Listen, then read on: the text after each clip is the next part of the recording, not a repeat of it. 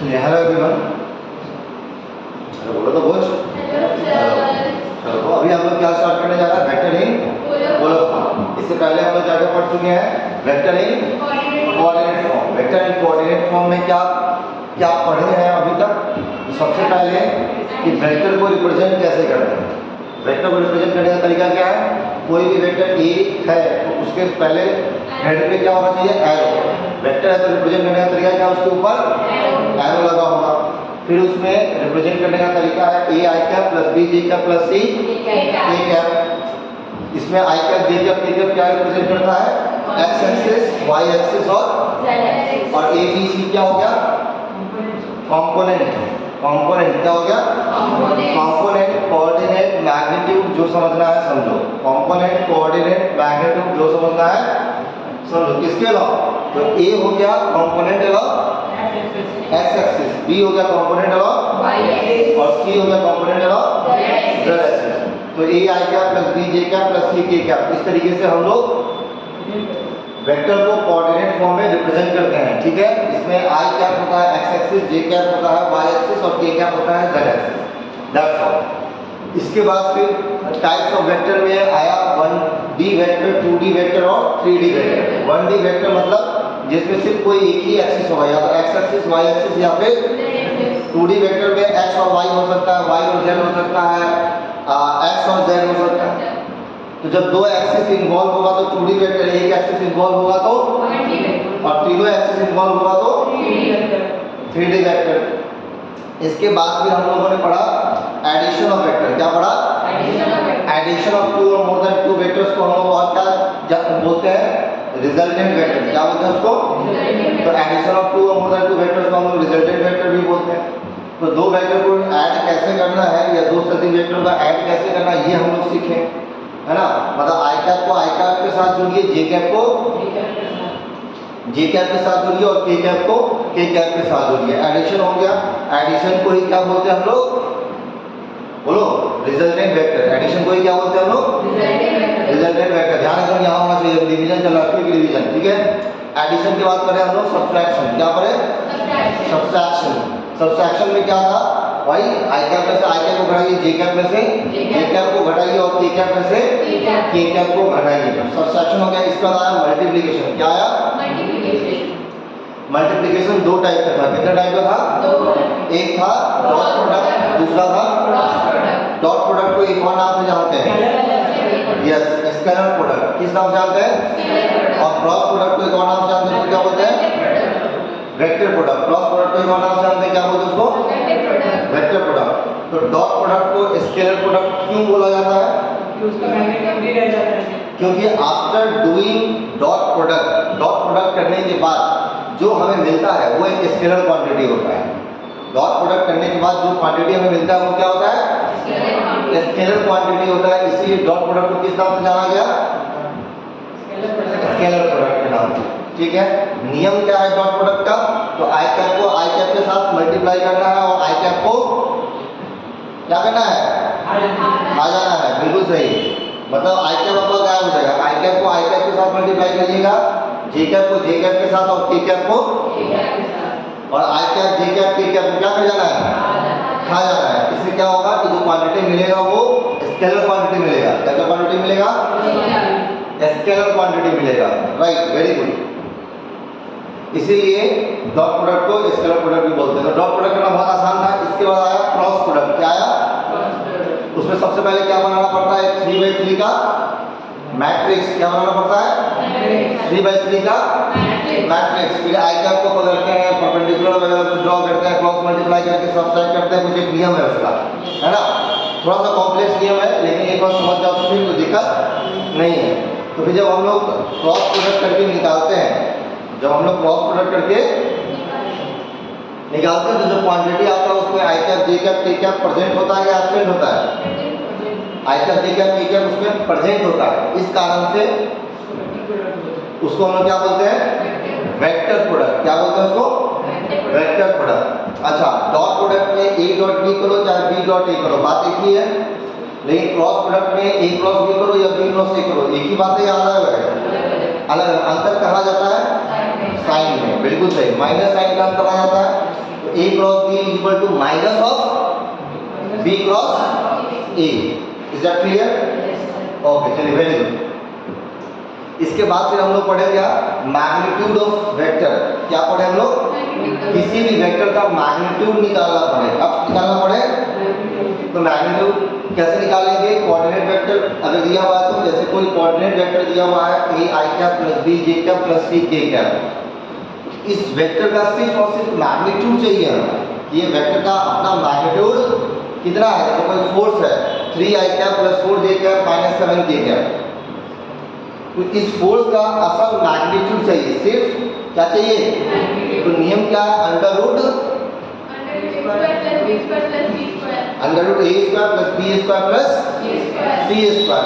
तो उसी तरीके से अगर मेरा फोर्स है F equal to 3i cap plus 4j cap minus 7k cap, इसका मैग्नीट्यूड निकालना हो, क्या करेंगे? Under root 3a square plus 4a square plus minus 7 का स्क्वायर।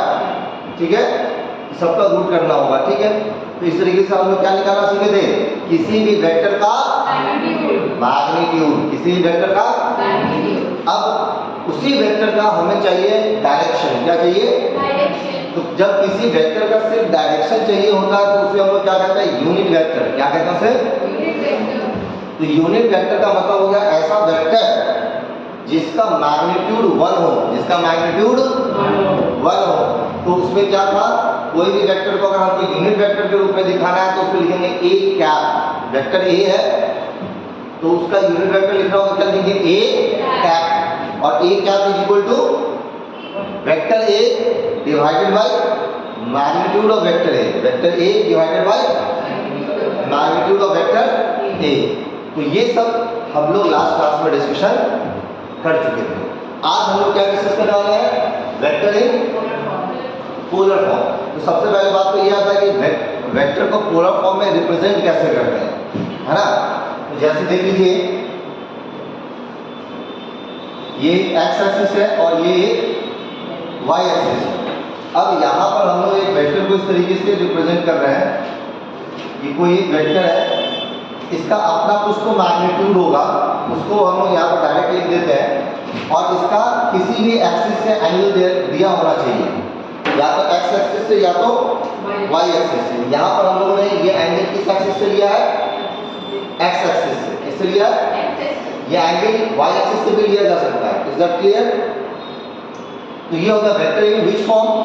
Polar form. तो वेक्टर इन पोलर फॉर्म में आपको वेक्टर का मैग्नीट्यूड दे रखा होता है प्लस डायरेक्शन भी अलग अलग दे रखा होता है। यहाँ पे आई cap j cap k cap में नहीं होगा, ये x एक्सिस या y एक्सिस या z एक्सिस से वेक्टर का एंगल दिया होता है। जैसे एग्जांपल के तौर पर अगर देखना तो देख लो,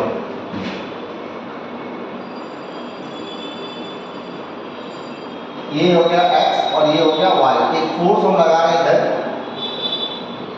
20 न्यूटन का एट सम एंगल 45 डिग्री। ठीक है, तो वेक्टर कौन है? f मतलब फोर्स। ठीक है, और ये कितने डिग्री के एंगल पे है? 45 डिग्री के एंगल पे। किससे? इसका मैग्नीट्यूड कितना है? 20।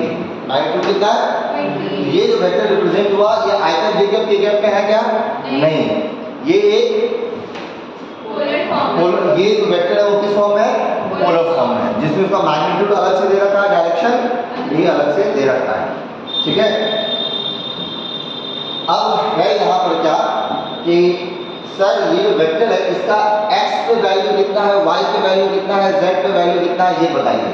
क्योंकि जब कोऑर्डिनेट फॉर्म में वेक्टर होता था तो उस वेक्टर का x कंपोनेंट साफ साफ दिख जाता था, y कंपोनेंट उसका साफ साफ दिख जाता था और z कंपोनेंट उसका साफ साफ दिख जाता था। अगर a i cap plus b j cap plus c k cap लिख रहे हैं वेक्टर को, तो उसमें x कंपोनेंट उसका कितना होता था? बोलो जल्दी। a, उसका x कंपोनेंट कितना होता था?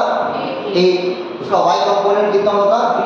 और z कंपोनेंट c।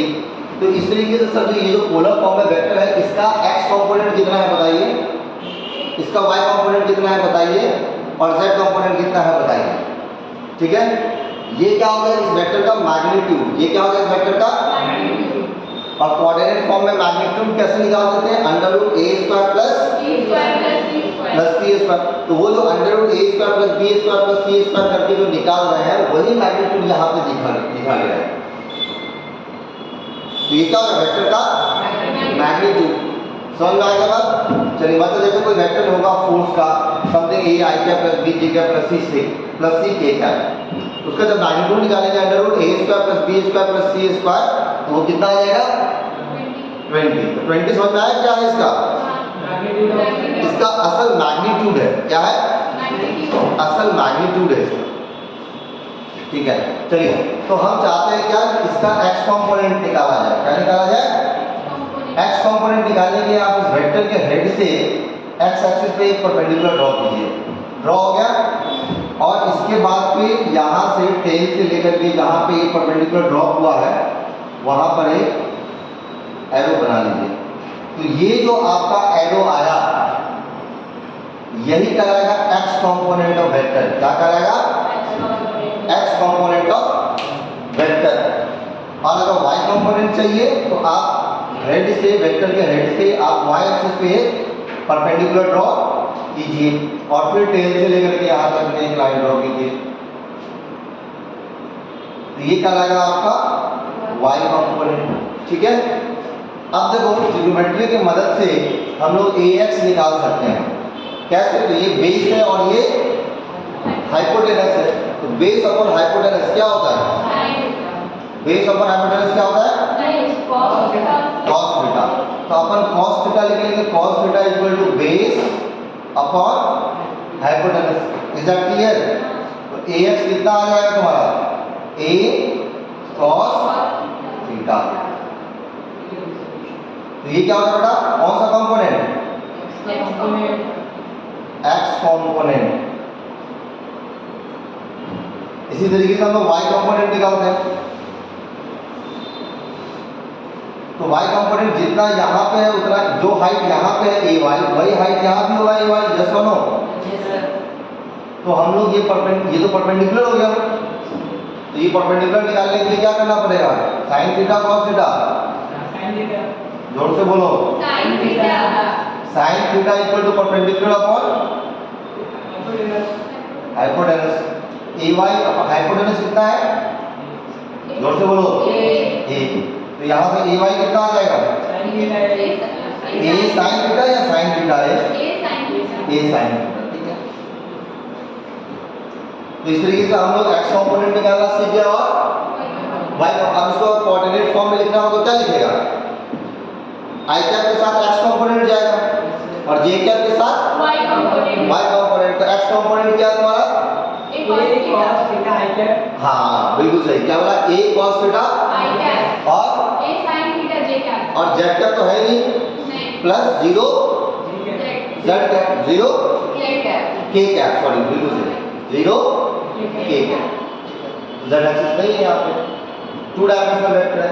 अब तो जैसे यहाँ पे ये 20 न्यूटन का फोर्स है। कितने न्यूटन का फोर्स है? इसका एक्स कंपोनेंट चाहिए। क्या चाहिए बेटा? X component. तो ये हो गया AX, बोलो यस और नो। Yes sir. और Y कंपोनेंट चाहिए तो ये हो गया मेरा Y कैप, AY। AX क्या लिखेंगे? A cos theta. क्या लिखेंगे? A cos थीटा मतलब 20 cos 45। cos 45 कितना होता है? 1/√2।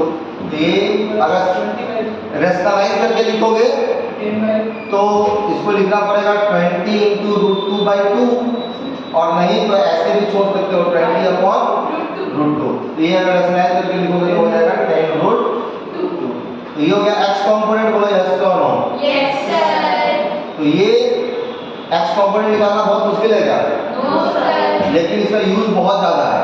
Yes sir. फिर वाई कंपोनेंट। वाई कंपोनेंट के लिए AY क्या लिखोगे बेटा? A sin theta. A sin theta मतलब 20 sin 45। इसको भी सॉल्व करो तो कितना आएगा? 10√2। ये हो गया AY। समझ में आया? Yes sir. तो अब अगर तुम इसी चीज को कोऑर्डिनेट फॉर्म में लिखना चाहो, इस फॉर्म में, कोऑर्डिनेट तो क्या लिखोगे? 10√2 i cap plus 10 root 2 J cap. J cap. Is that clear? Yes, sir. ये जो हमने किया इस पूरे प्रोसेस को कहते हैं रिजोल्यूशन ऑफ वेक्टर। क्या कहते हैं? Resolution of vector. Resolution of vector. ये बहुत इंपॉर्टेंट है। इस टॉपिक को जो आदमी हल्के में लिया उसका फिजिक्स भी हल्का हो जाना है ना? Yes, sir. बस, तो ये टॉपिक आपका स्ट्रॉन्ग होना चाहिए। अच्छा, अब सोचो एक मिनट के लिए कि अभी तो हम लोगों ने जो थीटा लिया वो एक्स एक्सिस से लिया।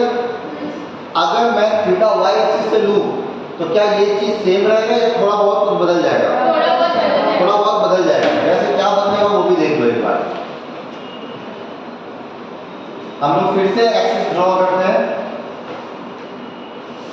एक्स एक्सिस, वाई एक्सिस, ये रहा वेक्टर ए और यहाँ पे एंगल लिया गया थीटा वाई एक्सिस से। किससे लिया गया?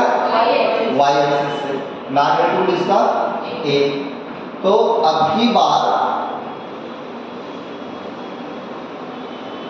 जो ए वाई है उसमें ए वाई बेस बन जाएगा। ए वाई क्या हो जाएगा? ये बेस। और ए एक्स जो है वो क्या हो जाएगा तुम्हारा? परपेंडिकुलर। ये ए एक्स हो गया ना, जो यहाँ पर ए एक्स है वही यहाँ पर ए एक्स आएगा, तो ए एक्स परपेंडिकुलर हो जाएगा। तो फिर इस बार मेरा ए वाई क्या हो जाएगा? ए कॉस थीटा वाई कॉम्पोनेंट।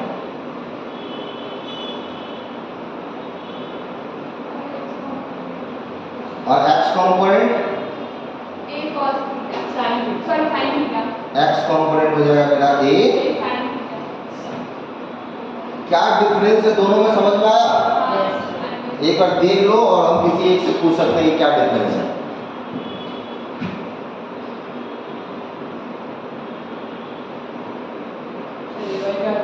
चलो मोहित खड़े हो गए, अच्छे बताओ दोनों में क्या अंतर आ गया कि अगर थीटा एक्स एक्सिस से है, अगर थीटा X axis.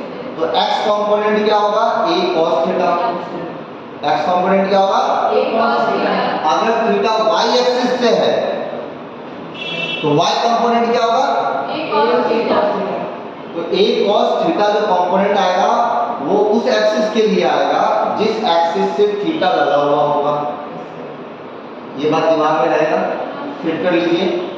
जैसे यहाँ पर थीटा एक्स एक्सिस से लगा हुआ है तो एक्स कंपोनेंट में है ए cos थीटा, और यहाँ पर थीटा वाई एक्सिस से लगा हुआ है इसमें वाई कंपोनेंट में है A cos A theta. cos theta, और दूसरे वाले के लिए ए sin theta. Is that clear? Yes, sir. चलिए, तो जब ये क्लियर है तो इसी पर बेस एक एग्जांपल हम लोग करेंगे।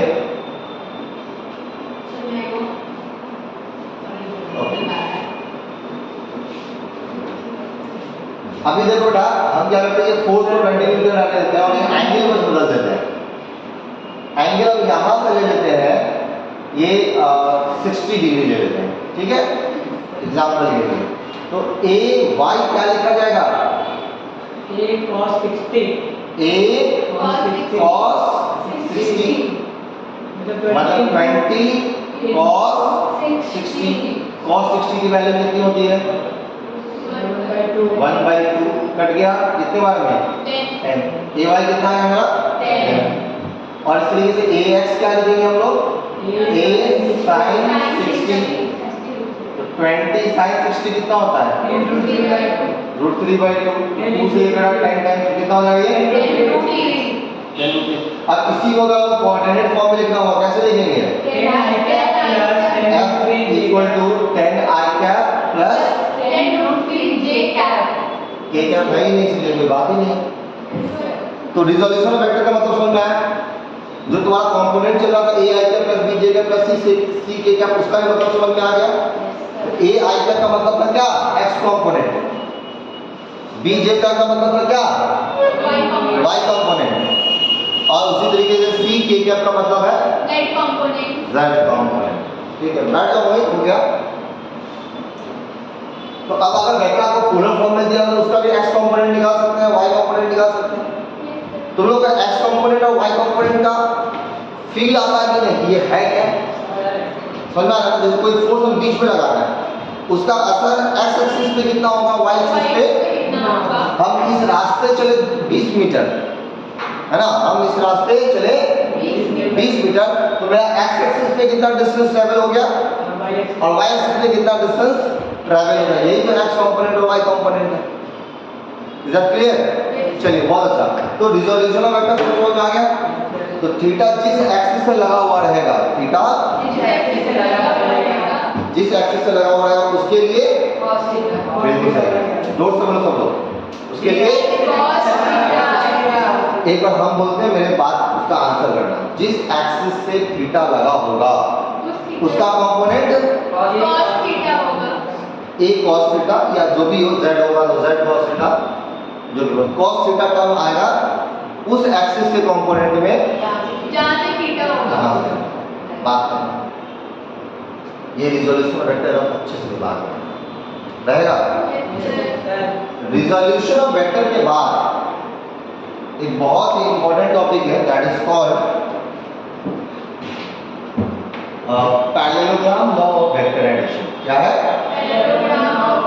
Parallelogram law of vector addition. This is very important.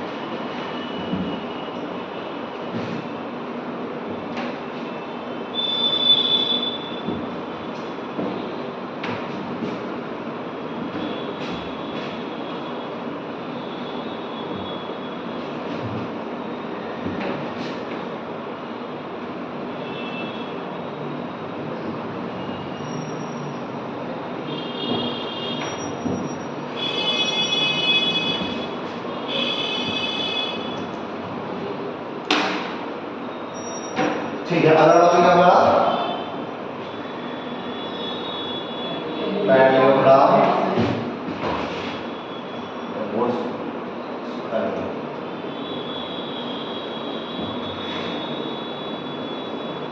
Law of vector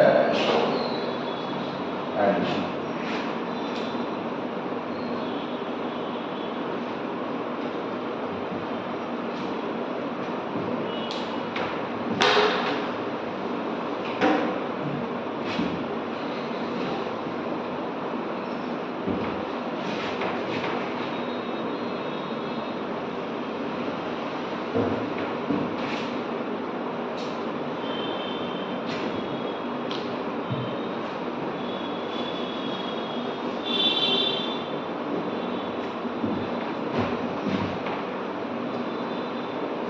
तो मेरे पास दो वेक्टर है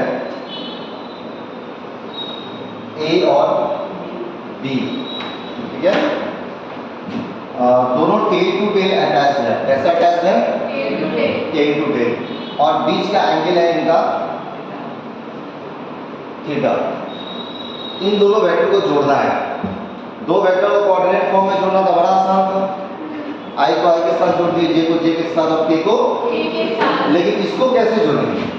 इसका मैग्नीट्यूड ए दिया हुआ है, इसका मैग्नीट्यूड बी दिया हुआ है, इसको जोड़ना है। और जोड़ने के प्रोसेस को क्या कहता है? Resultant vector. दो वेक्टर को जब जोड़ते तो क्या कहते हैं? इन दो वेक्टर को जोड़ना है, या मैं कहूं कि इन दो वेक्टर का रिजल्टेंट निकालना है। क्या करना होगा? कैसे जोड़ेंगे? कोई आइडिया नहीं है? तो क्या करना है देखिए हम बताते हैं। इसके लिए एक लॉ लगता है, उसका नाम है लॉ ऑफ पैरेललोग्राम या फिर parallelogram law of vector addition. ठीक है, चलिए देखते हैं कैसे करना है। इसमें क्या करना है, सबसे पहले इन दो वेक्टर्स के मदद से एक पैरेललोग्राम ड्रॉ कर लेना है। क्या ड्रॉ कर लेना है?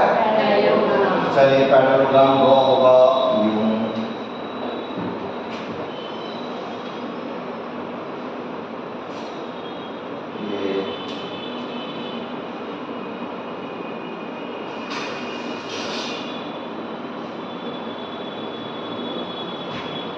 तो हमने क्या किया, बी वेक्टर को एज इट इज यहां पर शिफ्ट कर लिया है। सब लोग देखो पहले समझो, बी वेक्टर को एज इट इज यहां पर शिफ्ट कर लिया है। वो एज इट इज शिफ्ट किया, इसका मतलब यहां पर एंगल कितना होना चाहिए और इसका मैग्नीट्यूड कितना होना चाहिए b। And in the same way we have shifted vector a to this position. इसको बोलते हैं पैरेलल शिफ्टिंग। क्या बोलते हैं इसको? और वेक्टर में पैरेलल शिफ्टिंग अलाउड है। एक वेक्टर को एक जगह से दूसरी जगह हम लोग शिफ्ट, एक वेक्टर को एक जगह से दूसरी जगह शिफ्ट कर सकते हैं, keeping it's angle same and magnitude also. Magnitude और डायरेक्शन को सेम रखते हुए एक वेक्टर को एक जगह से दूसरी जगह पैरेलली शिफ्ट कर सकते हैं। तो हमने ए को भी यहाँ पर शिफ्ट कर लिया है। बात खत्म। नाम दे देते हैं सबका। तो यहां शुरू करते हैं। ओ पी क्यू आर, ठीक है। क्या बोली? बी के ऊपर एरो नहीं दिए, ठीक है, बिल्कुल देना चाहिए। हो गया। तो बेटा ये जो वेक्टर ए और बी है, वेक्टर ए और बी, इसका रिजल्टेंट जो होगा वो इनके द्वारा बनाए गए पैरेललोग्राम का डायगोनल होगा।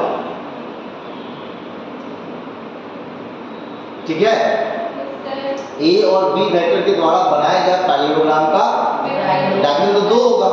तो दोनों डायगोनल होगा क्या? नहीं, दो डायगोनल नहीं होगा। जो टेल से निकले और दोनों के हेड को जाकर के मिले,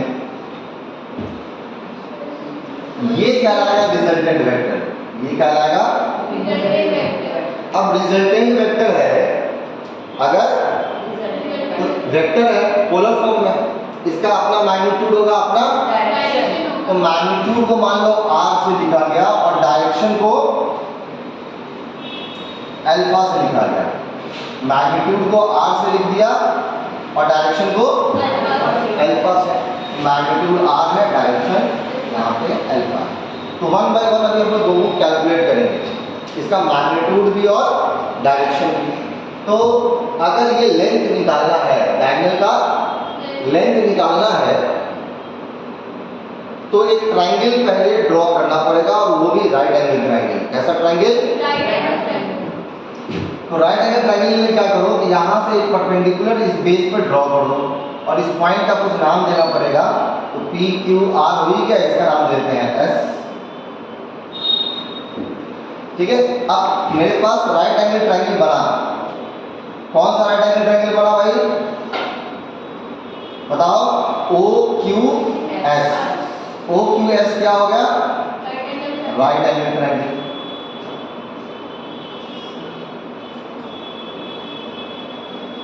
राइट एंगल ट्रायंगल बन गया। अब इस ट्रायंगल में यहां से लेके यहां तक का लेंथ पता है, क्या है? ए। मतलब ओ आर का लेंथ पता, लेकिन आर एस का लेंथ पता है क्या? ये बी है और ये थीटा है।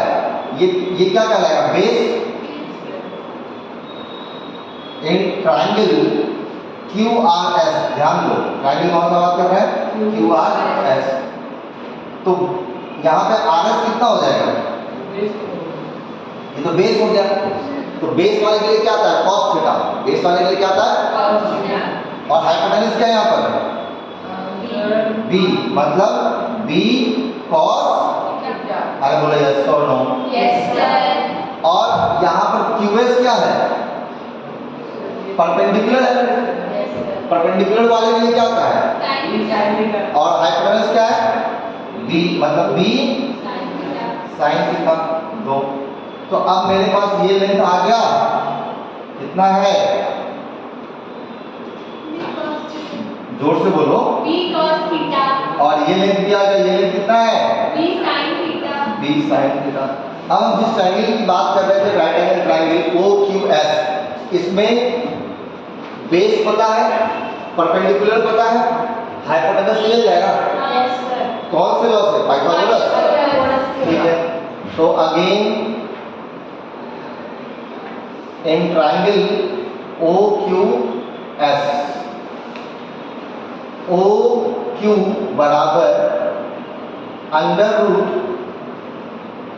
OS का स्क्वायर प्लस QS का स्क्वायर, एम आई राइट?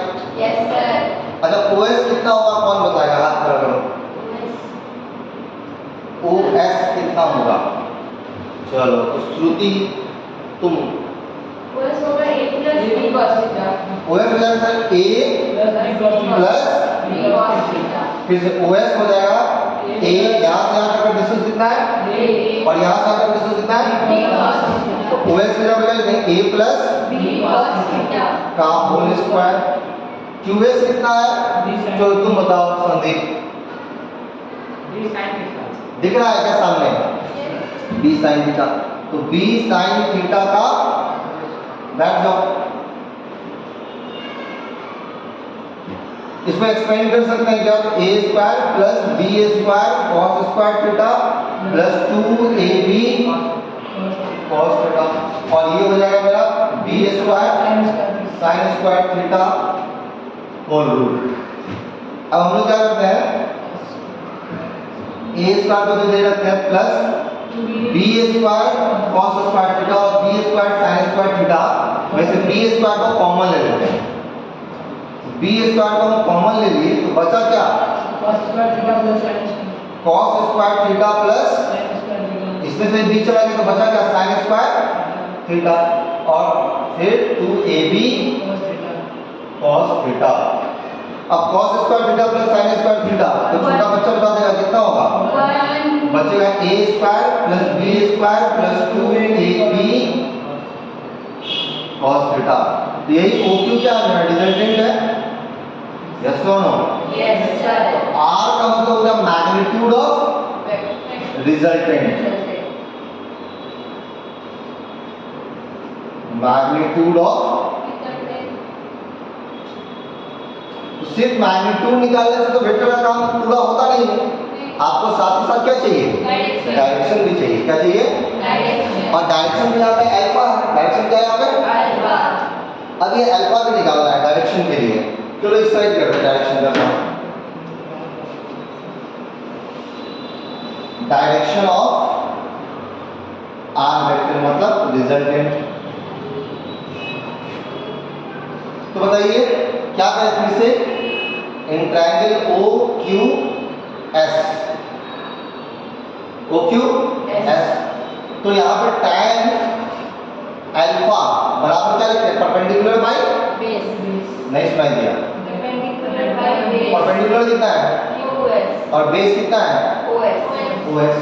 तो फिर देखो क्या लिखेंगे, tan alpha is equal to QS कितना है बेटा, B sin थीटा और OS कितना है, A plus B cos theta. A plus B cos theta. That's all. तो tan अल्फा का फॉर्मूला हो गया B sin theta by, A plus B cos theta. अगर ये वैल्यू कुछ ऐसा आ जाए जो कि नोन है मेरे लिए, जैसे 1/√3, 0 या √3 या 1 या फिर इंफिनिटी, तब तो फिर अल्फा का वैल्यू सीधा बता देंगे, 30 degree, 60 degree, 45 degree, 90 degree, 0 degree बता देंगे कुछ भी। लेकिन अगर कुछ ऐसा वैल्यू आ जाए जिसका जो वैल्यू हमारे लिए पहले से नोन, तो हम लोग लिख देते हैं alpha is equal to tan inverse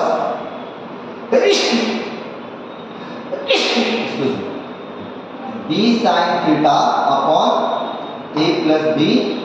ये बस लिखने का तरीका है, ये या ये बात देखिए, ठीक है, तो ठीक है।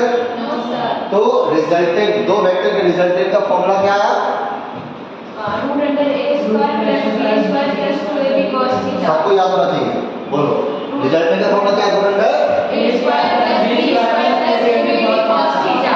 Root under a square plus b square plus 2ab cos theta resultant का फॉर्मूला है, ठीक है। और डायरेक्शन अल्फा का फॉर्मूला क्या है? tan alpha equal to b sin theta cos theta. b sin theta by a plus b cos theta. a plus b cos theta.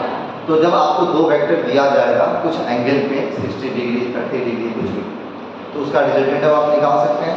जैसे मान लो कि यहाँ पर दिया हुआ रहेगा 10 और यहाँ पर दिया हुआ रहेगा 20 और एंगल दिया हुआ रहेगा 20, टेल टू टेल। कैसे? दोनों का क्या जुड़ा होना चाहिए? टेल टेल, ठीक है। तो क्या लिखेंगे? Under root 10 square plus 20 square plus 2 into 10 into 20 into cos theta. Theta जो भी 60 डिग्री है तो cos 60।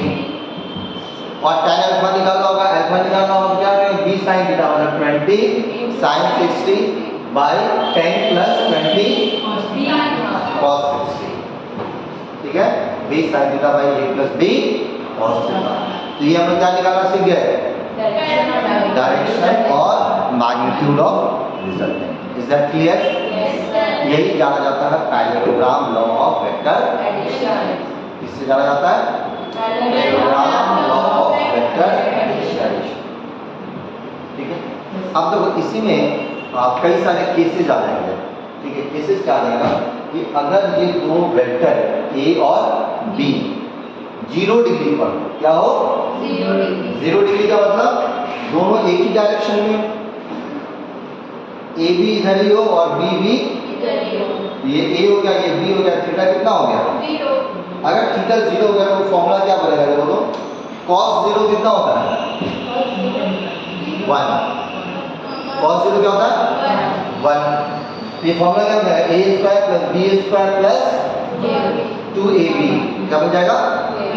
2ab। a square plus b square plus 2ab इसका फॉर्मूला है a प्लस b का होल स्क्वायर। तो ये क्या बन जाएगा? a प्लस b का होल स्क्वायर बन जाएगा। a प्लस b का रूट क्या मिलेगा हमारे पास? a plus b। तो रिजल्टेंट का फॉर्मूला क्या हो जाएगा यहाँ पे?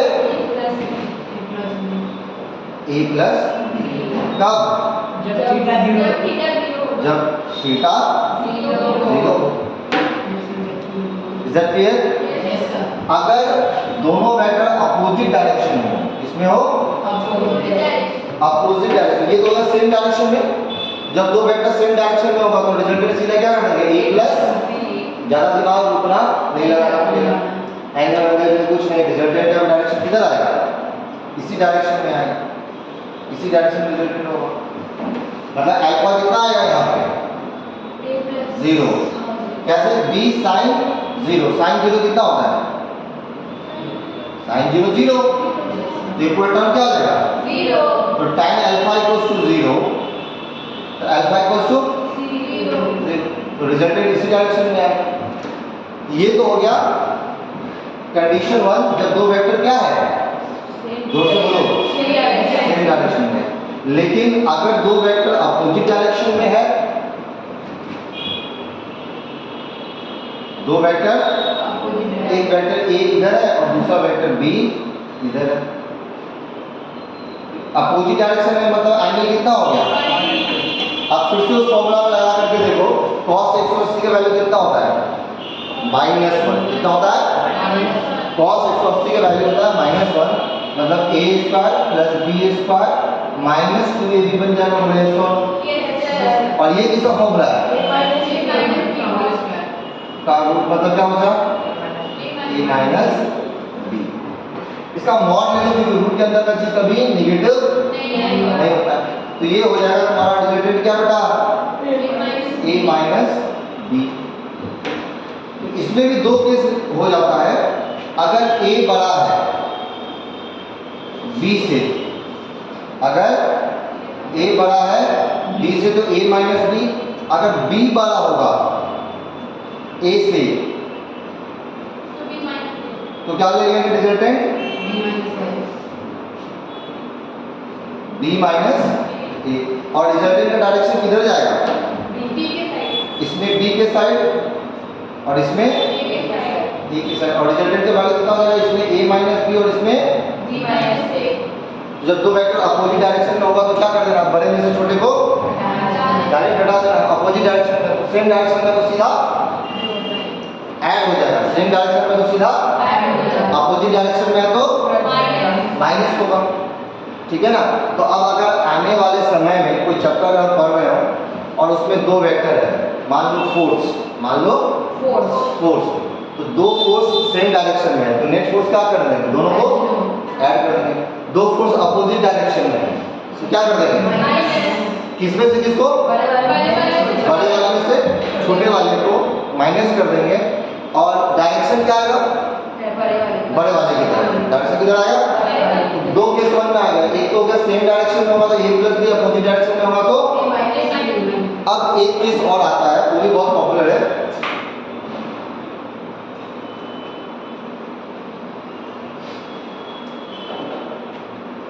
केस 3, अगर दो वेक्टर परपेंडिकुलर है, क्या है? A वेक्टर और B वेक्टर परपेंडिकुलर है 90 डिग्री पे। इस वाले मैटर में भी खुश रहना चाहिए। इसका जो रिजल्टेंट होगा वो भी बहुत आसानी से निकल जाता है। तो यहाँ पर फॉर्मूला में क्या रखना पड़ेगा? cos 90। क्या रखना पड़ेगा? cos 90 कितना होता है? सही में कितना होता है? cos 90 0। cos 90 कितना होता है? पक्का? तो ये टर्म क्या हो जाएगा? 0 बचेगा क्या? ये भी याद रखना आसान। तो जब दो वेक्टर परपेंडिकुलर होगा तो रिजल्टेंट सीधा क्या लिखेंगे? अंडर रूट याद रखना। आगे आने वाले समय में क्या होगा? मेरे पास बहुत सारे वेक्टर्स होंगे। कुछ वेक्टर एक्स एक्सिस पे होगा, कुछ वेक्टर वाई एक्सिस पे होगा। तो जो एक्स एक्सिस पे होगा, मान के चलिए एक्स एक्सिस पे एक वेक्टर है जिसका मैग्नीट्यूड है 10, 5 और 7। कितना है? 10, 5, 7। तो एक्स एक्सिस पे टोटल कितना हो गया?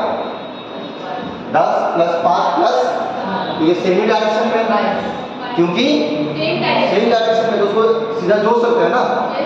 तो 10, 5 और 7 जोड़ेंगे कितना हो जाएगा? 22। और वाई एक्सिस पे है मान लो 8, 6 और 4। कितना हो गया? 8, 6 और 4, 8, 6, 14 और 4, 18। ठीक है? तो वाई एक्सिस पे कितना आ जाएगा टोटल? एक्स एक्सिस पे टोटल कितना आ गया? 22। तो एक्स एक्सिस पे 22, वाई एक्सिस पे, तो जो रिजल्टेंट होगा उन सभी फोर्सेस का वो दोनों के बीच में आएगा। और उसका मैग्नीट्यूड कैसे लिखेंगे? रूट अंडर 22 का स्क्वायर प्लस 18 का स्क्वायर। क्या? अच्छा, और ये जो रिजल्टेंट आएगा वो कितने डिग्री के एंगल पे होगा? रिजल्टेंट कितने डिग्री के एंगल पे होगा? नहीं, यही तो बच्चा गलत सोच देता है, सोचता है कि 45 पे। क्या है भाई? 45 पे कब होगा? जब दोनों का वैल्यू बराबर होगा। नहीं बराबर तो नहीं, तो tan अल्फा हम क्या लिखेंगे? परपेंडिकुलर बाय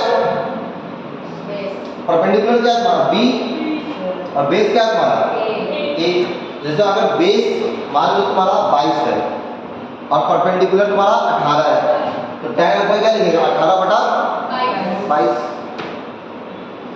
तो ये दोनों बराबर, ये बीच में कब आएगा? जब दोनों का वैल्यू, ये सब बात ध्यान में रखो, सुनो समझो। ठीक है?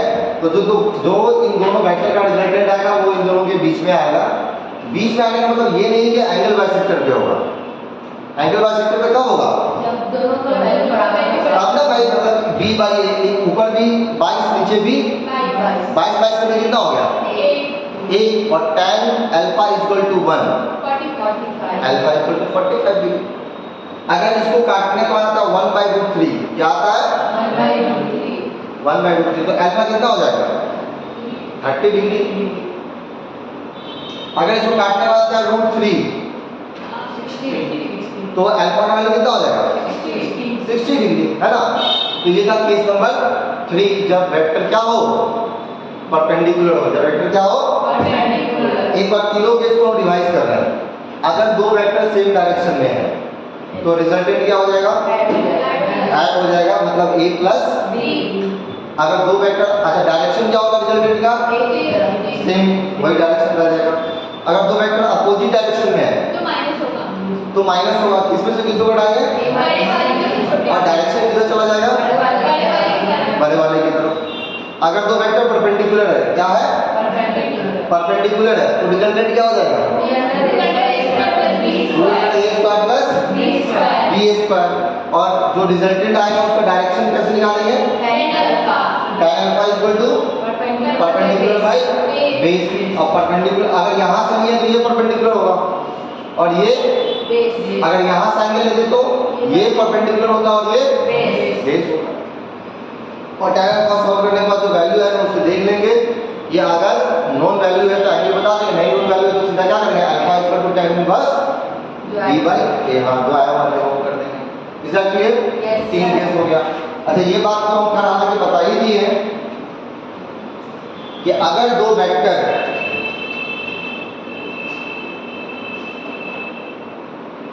सेम मैग्नीट्यूड का है, a और b, b भी a के बराबर है, तो रिजल्टेंट कहां पे आएगा? एकदम एंगल बाइसेक्टर पे। ये थीटा है टोटल एंगल, और ये एंगल अल्फा है, तो alpha equal to theta upon 2। अगर ये 60 डिग्री है तो फिर अल्फा कितना होगा? अगर थीटा 40 डिग्री है तो अल्फा कितना होगा? 20। ठीक है। अगर दोनों वेक्टर का मैग्नीट्यूड सेम है तभी सिर्फ रिजल्टेंट एंगल बाइसेक्टर पे आएगा। ठीक है। और नहीं तो अगर a बड़ा होगा तो ये रिजल्टेंट किसकी तरफ झुकेगा? और b बड़ा होगा तो ये रिजल्टेंट किसकी तरफ झुकेगा? b की तरफ। ये सब स्मॉल कॉन्सेप्ट्स हैं जो ध्यान में रखना चाहिए। ठीक है। एक और स्पेशल केस है लास्ट,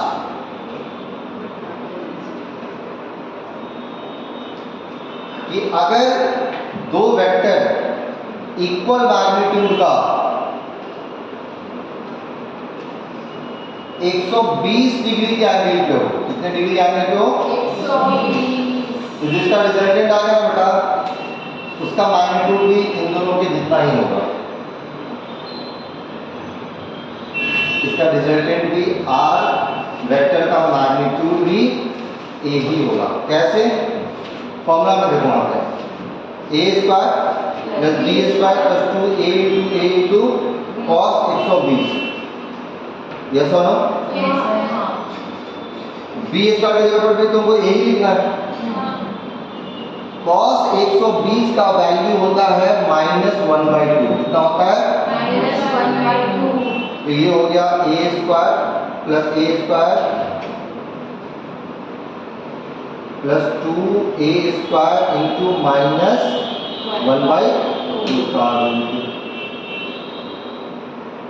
ये 2 से 2 कट गया, बचा क्या? -a स्क्वायर, -a स्क्वायर और a स्क्वायर कट गया, तो बचा क्या रिमाइंडर?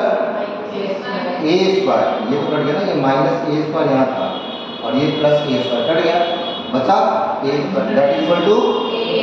तो रिजल्टेंट कितना आ गया? a। क्योंकि दोनों बराबर है इसलिए अल्फा कितना होगा? 120 का आधा 60। This is all about resultant of vector. Resultant of vector वो भी कब? जब दोनों वेक्टर का टेल और टेल जुड़ा हो। ठीक है। टेल और अगर हेड मिला होगा तो क्या करेंगे? तो टेल और टेल को मिला देंगे।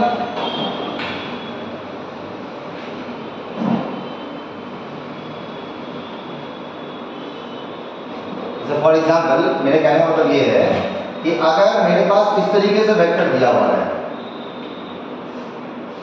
ये कुछ एंगल दिया हुआ है, मान लो 120 डिग्री, और ये है 10 और ये है 15, ए वेक्टर और बी वेक्टर। इसका हमको रिजल्टेंट ड्रॉ करना है। क्या करेंगे हमको तो पता है टेल टू टेल जुड़ा होना चाहिए, तो इसको एज इट इज उठा करके यहाँ ले आएंगे। तो ये आएंगे कितना बचेगा? अगर ये 120 है तो ये 60 और ये 10 और ये 15, और रिजल्टेंट इसका कहाँ आएगा? बीच में अल्फा जो भी होगा उसमें। ठीक है। हम चाहें तो इसमें भी रिजल्टेंट ड्रॉ कर सकते हैं। अगर हेड से टेल जुड़ा हो, अगर कुछ नहीं करना है, इसके टेल से इसके हेड को जोड़ दो, भाई रिजल्टेंट हो जाएगा। लेकिन आमतौर पर टेल से टेल जुड़ा हुआ वेक्टर मिलता है, टेल से हेड जुड़ा हुआ वेक्टर नहीं मिलता है। तो हम लोग दोनों टेल टू टेल जुड़ा हुआ है, उसके बीच में रिजल्टेंट ड्रॉ करेंगे। और अगर हेड टेल जुड़ा हुआ है, हेड टेल जुड़ा हुआ है, तो बहुत आसान है, पहले का टेल दूसरे का हेड मिला दो, और यहाँ पर टेल होगा रिजल्टेंट का, यहाँ पर हेड होगा, ये रिजल्टेंट है मेरा। Is it clear? तो ये सब क्वेश्चन एग्जाम में पूछा जाता है, ये सब क्वेश्चन एग्जाम में मतलब आपको फिगर दे देगा दो वेक्टर का और कहेगा कि रिजल्टेंट कौन सा है। तो आपको मालूम होना चाहिए कि अगर टेल टू हेड जुड़ा हुआ वेक्टर तब रिजल्टेंट कैसे रिप्रेजेंट करना है, टेल टू टेल जुड़ा हुआ है तब रिजल्टेंट कैसे रिप्रेजेंट करना है, ये सब आपको मालूम होना चाहिए। Is it clear? तो आज हम लोग क्या पढ़ लिए? Resultant of vector in which form? Polar form. समझ में आया? इंपॉर्टेंट लगा या थोड़ा कम ही इंपॉर्टेंट लगा? इंपॉर्टेंट। रिजोल्यूशन ऑफ वेक्टर भी पढ़े। फिर ये सब, ये दो टॉपिक आज का बहुत इंपॉर्टेंट है। वही पैरेललोग्राम, इसी को हम लोग triangle law of vector addition भी बोलते हैं। जब इसको झाप दो और बस क्या ले लो, एक ट्रायंगल बना लो। ये बना वेक्टर, यहीं पर इसको परपेंडिकुलर ड्रॉ कर लेंगे, क्या बन जाएगा? ट्रायंगल। और जो काम यहाँ किया वही काम इसके लिए कर लेंगे, तो वो क्या कहलाएगा? Triangle law of vector. बिल्कुल सेम ही आएगा कहानी को, क्योंकि फाइनली तो बनना राइट एंगल ट्रायंगल ही है। राइट एंगल ट्रायंगल बनेगा तो सारा प्रोसेस ऐसे ही जाएगा। तो ट्रायंगल बना के काम करोगे तो ट्रायंगल लॉ, और पैरेललोग्राम बना के करोगे काम तो पैरेललोग्राम लॉ।